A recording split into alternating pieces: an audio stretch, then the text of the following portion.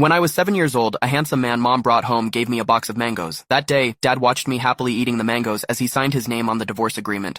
Then, he jumped to his death. From that day on, mangoes became a lifelong nightmare for me, so on our wedding day, I told my wife, Irene Johnson, if you ever want a divorce, just give me a mango. She held me without saying a word. From that moment on, mangoes became forbidden for her as well. On the 5th Christmas Eve after we got married, Irene's childhood sweetheart, Stephen Carter, placed a mango on her desk. That same day, she announced that she was cutting ties with him and fired him from the company. That day, I felt that she was the woman destined for me. 6 months later, I returned from overseas after closing a billion-dollar deal. At the celebration dinner, Irene hands me a drink. After I drink half of it, Stephen, the man who was kicked out of the company, stands behind me and grins. Is the mango juice good? He asks. I look at Irene in disbelief, but she is holding back a laugh. Don't be mad. Steve insisted I play a joke on you. I didn't give you a mango, just a bottle of its juice. But I think Steve is right. There's something wrong with you for not eating mangoes. Look at how much you enjoyed it just now, she says. I keep a cold expression, raise my hand, and splash the remaining mango juice onto her face. Then, I turn and walk away. Some things are never a joke. Mangoes aren't, and neither is my decision to divorce. Mr. White, your stomach condition has flared up due to stress-induced triggers. From now on, don't consume any food that you dislike. Otherwise, it might not just be a stomachache the next time. You could end up having part of your stomach removed.